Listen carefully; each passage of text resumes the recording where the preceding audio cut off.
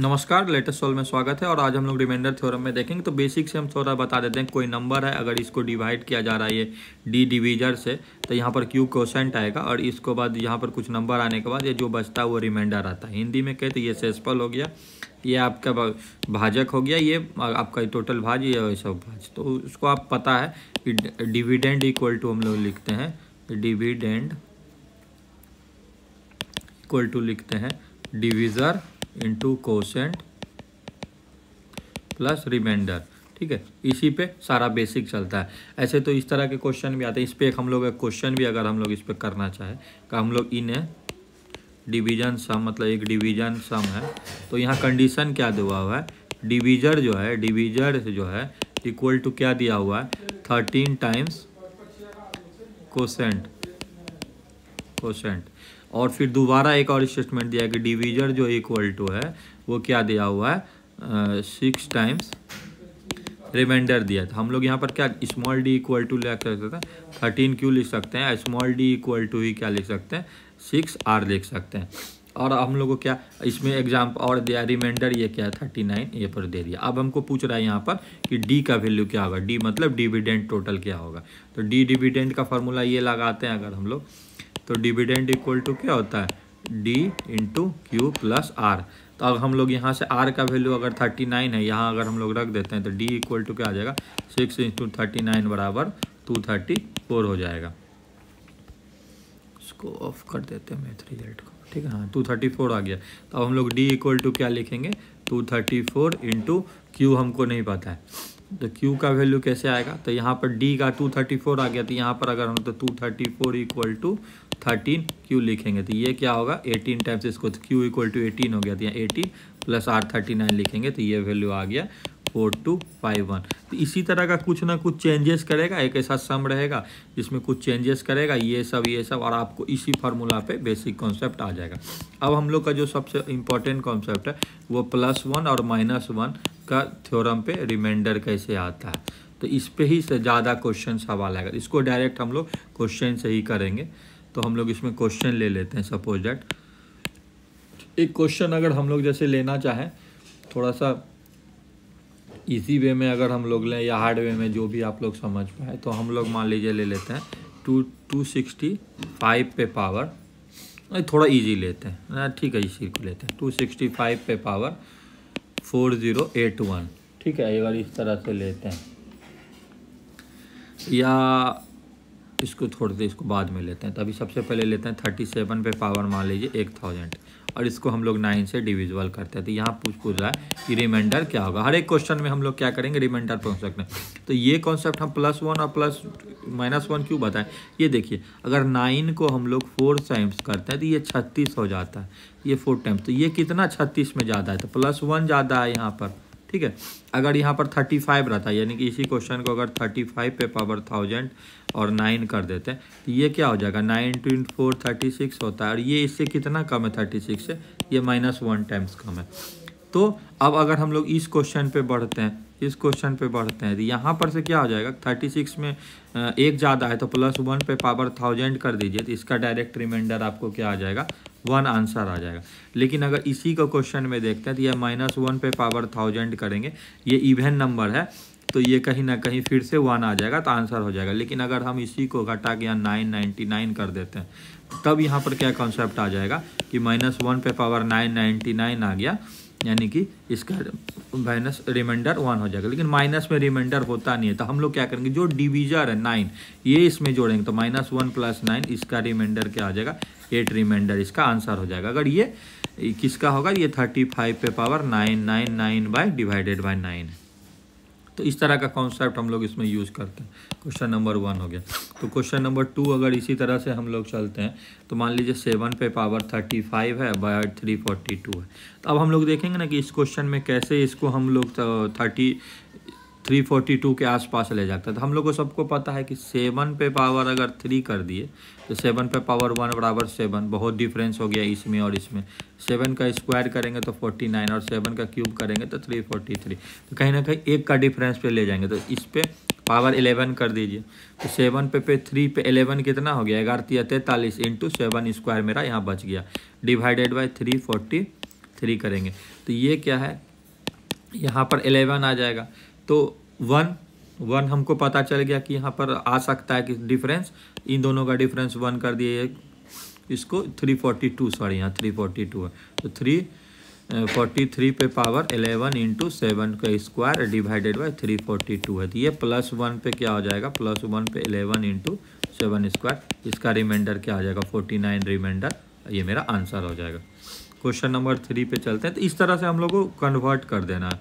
Question number 3 पे चलते हैं कि सपोज डेट क्या है कि 25 पे पावर 1000 ले लेते हैं और डिवाइडेड बाय 13। तो हम लोग को पता है 13 1 जाए 13 होता है, 13 2 जाए 26 होता है। 26 क्या है, इससे एक ज़्यादा है, यानी कि ये एक 26 से एक कम है। इस पर ऐसे डायरेक्ट -1 पे पावर 1000 हो जाएगा, और ये क्योंकि इवन नंबर है तो इसका वैल्यू डायरेक्ट 1 यहाँ पर आंसर हो जाएगा, 1 रिमाइंडर इसका आंसर हो जाएगा। तो ये कॉन्सेप्ट जो सिखाने का मेरा मतलब था प्लस माइनस रिमाइंडर का, इसमें और सारा एग्जांपल हम लोग ले सकते हैं, और भी एग्जांपल ले लेते हैं। जैसे मान लीजिए 35 पे पावर 366 ले लिए, प्लस 35 पे पावर 231 ले लिए, और डिवाइडेड बाय इसको 36 कर दिए। तो इसका डिफरेंस एक का है, तो हम लोग बारी बारी से करते हैं। तो इसको बाइफरकेट कर दिए, 366/36 प्लस 35 पे 231/36। तो ये क्या है कि -1 पे पावर 336 हो जाएगा, 366, ये -1 पे पावर क्या हो जाएगा 231। ये क्या है, इवन नंबर हो गया, यानी सम संख्या। ये क्या है, ऑड नंबर हो गया। ऑड पे पता है इसका वैल्यू -1 आ जाएगा, इसका वैल्यू +1, +1 -1 इसको करेंगे ब्रैकेट में, तो ये कम से कम इक्वल टू 0 हो जाएगा। तो यहाँ रिमाइंडर क्या हो जाएगा, 0 यहाँ से आंसर हो जाएगा। क्वेश्चन नंबर 5 में अगर मान लीजिए हम लोग लेते हैं और भी इसको कर लेते थे, जैसे 2 पे पावर 192 है, डिवाइडेड बाय इसको 6 से कर देते हैं। तो अब हम लोग को एक चीज़ और देखते हैं कि 2 पे पावर जब भी यहाँ पर ऑड होगा, ठीक है, जब भी पावर ऑड होगा तो यहाँ रिमाइंडर 2 होगा। अगर ये 6 है और 2 पे पावर इवन होगा और डिवाइडेड बाय 6 है तो ये 4 होगा। इसको करके भी देख सकते हैं, यानी कि 2 पे पावर 3 दे दीजिए तो 8 हो गया, 8 को 6 से डिवाइड किया, रिमाइंडर 2 हो गया। फिर आगे 2 पे पावर 4 कर दीजिए, डिवाइडेड बाय 6, इसमें रिमाइंडर 2 हो गया। जैसे चेक कर सकते हैं, लेकिन हम लोग को कॉन्सेप्ट जो समझना है, 2 पे पावर अगर 6 डिविजिबल है तो यहाँ 4 होगा। तो ऑब्वियसली ये क्या है, इवन नंबर है, तो इसका डायरेक्ट आंसर यहाँ से 4 कर देंगे। और सॉल्व भी करने जाएंगे तो हम लोग को 2 पे पावर फिर 8 ले जाए, 2 पे 3 और 3 पे पावर ये कितना हो जाएगा, 3 छक 18, 3 चौक 12, 3 छक 18, 3 चौक 12, 64 डिवाइडेड बाई 6 करेंगे तो ये 8, तो यहाँ से कहीं 4 रिमाइंडर मेरा आंसर आ जाएगा, क्योंकि ये फिर इवन नंबर आ जाता है। इवन नंबर डिवाइड करने के बाद ये कॉन्सेप्ट लग ही जाता है। क्वेश्चन नंबर 6 में अगर हम लोग देखते हैं कि क्वेश्चन नंबर देखिए 9 पे पावर 20 और +2 कर दीजिए, इसको डिवाइडेड बाय 4 करते हैं। इसमें पूछते हैं कि रिमाइंडर क्या है। तो अब हम लोग क्या करेंगे, 9 पे पावर 20 है तो इसको हमको पता है कैसे, तो ये वाला कॉन्सेप्ट को ऐसे लेके चले तो 4 2 जा 8 +1 पे पावर 20 हो जाएगा, तो +1 पे पावर 20 +2 हो जाएगा, यानी कि 1 + 2 इसका रिमाइंडर हो जाएगा 3, इसका हो जाएगा आंसर।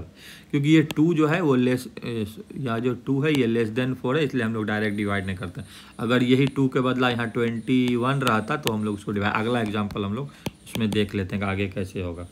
एक और एग्जाम्पल अगर इस तरह का हम लोग देखने जाए कि उस तरह से कैसे होगा, तो उसका एग्जाम्पल हम लोग के पास 1 मिनट क्या ले सकते हैं,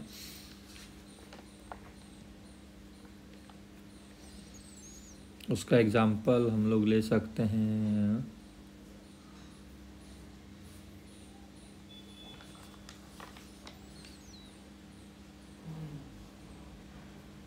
अच्छा, आगे एग्जाम्पल ले लेते हैं। अभी देखते हैं एग्जाम्पल कुछ ऐसा सेट नहीं हो रहा है डायरेक्ट, ताकि आंसर गलत तो बता नहीं सकते ना। एक और एग्जांपल ले लेते हैं, जैसे 49 पे पावर 15 है और -1 है, और ये इसको पूछ रहा है कि डिविजिबल बाय किससे होगा।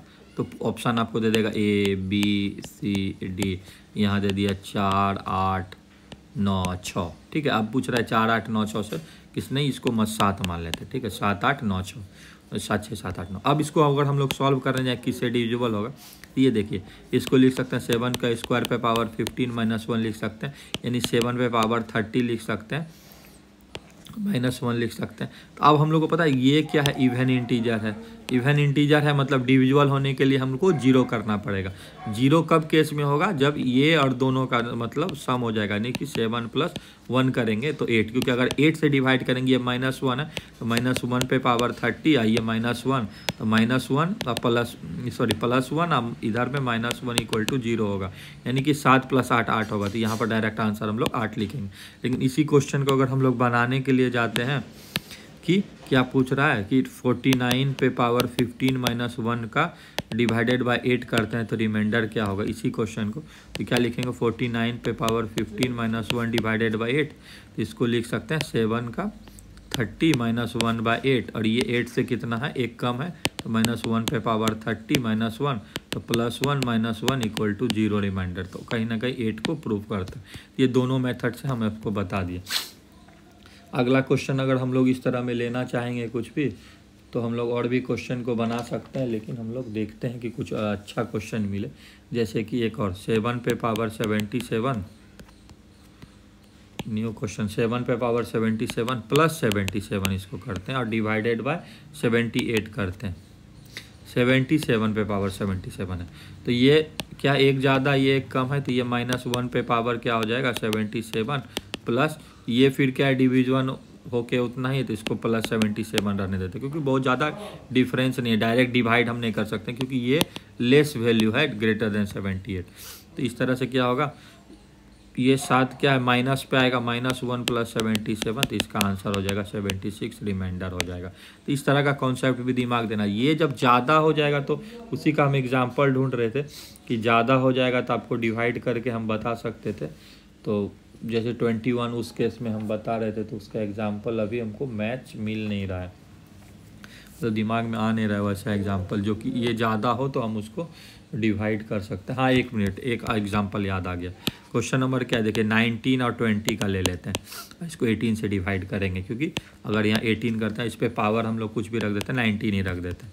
अब इस केस में क्या ये वैल्यू क्या है इससे ज़्यादा है, तो अब इसमें क्या करेंगे, और इसका ये 19 ये +1 का है, तो +1 पे पावर यहाँ 19 हो जाएगा, प्लस 20 को फिर हम लोग 18 से डिवाइड करेंगे तो यहाँ रिमाइंडर आ जाएगा 2, तो इसको याद रखेंगे। तो यहाँ +1 आ जाएगा और +2 आ जाएगा, तो ये रिमाइंडर 3 इसका रिमाइंडर मेरा आंसर हो जाएगा। तो यही कॉन्सेप्ट था कि ये अगर ज़्यादा होगा तो इसको लेते हैं, लेकिन यहाँ पर भी कम था। और एक और क्वेश्चन हम लोग यहाँ पर लिए थे कहाँ पर एक बता रहे थे, जो यहाँ पर भी कम था, एक और कहीं पर कम था, यहाँ पर भी कमी है। तो इस तरह कर करके हम लोग देखेंगे। और भी क्वेश्चन को हम लोग अगर डायरेक्टली देखना चाहें तो 1-2 क्वेश्चन और हम लोग देख लेते हैं कैसे रिमाइंडर थ्योरम से बनता है। जैसे कि 11 का डिवाइड करके अगर हम लोग देखना चाहें तो एक एग्जांपल ले सकते हैं, या 26 का एक और ले सकते हैं। देखिए 25 पे पावर 65 रख दिया और इसको डिवाइड कर दिए 26 से, पूछ दिए कि रिमाइंडर क्या है, रिमाइंडर क्या है। तो इस क्वेश्चन में क्या है, ये +1 इससे ज़्यादा है तो मैंने -1 पे पावर क्या आ जाएगा 65, इसका वैल्यू -1 आ गया, लेकिन रिमाइंडर तो माइनस में हो नहीं सकता है। तो अब हम लोग कॉन्सेप्ट क्या करेंगे, ये जो डिविजर है ये हमेशा ऐड करता है, तो -1 + 26 करेंगे, ये 25 रिमाइंडर जो है इसका आंसर हो जाएगा। तो ये सब ना VVI इंपॉर्टेंट क्वेश्चन, और सब ये प्रीवियसली आस्ट है, चाहे CGL हो, CHSL हो, या कोई भी तरह का एग्ज़ाम हो, CDS हो, या कुछ भी इस तरह का इंपॉर्टेंट एग्जामिनेशन का सारा एग्जाम्पल। एक और एग्जाम्पल अगर हम लोग लेते हैं कि 23 पे पावर 85 है प्लस 15 पे पावर 85 है और डिवाइडेड बाय 19 कर देते हैं। तो अभी हम लोग यहाँ देखते हैं इसको इससे और इससे दोनों से करेंगे, क्योंकि ये पावर ज़्यादा है तो ऑब्वियसली 19 से ज़्यादा होगा। तो ये कितना है, +19 में +4 पे पावर 85 हो जाएगा, और ये प्लस फिर ये -4 पे पावर 85 हो जाएगा। एक बार +4 एक बार -4 पे, तो कहीं ना कहीं ये टोटल क्या आ जाएगा 0 रिमाइंडर पे चला जाएगा, क्योंकि इक्वली डिविजिबल हो जाएगा।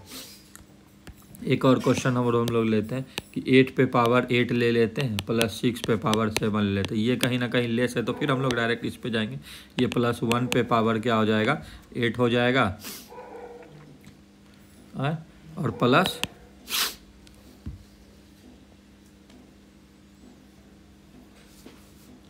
और ये देखिए कितना कम हो रहा है, अगर इसको डिवाइड कर दे तो ये 6 से 6 पे पावर 1 अगर हम लोग लिख सकते हैं।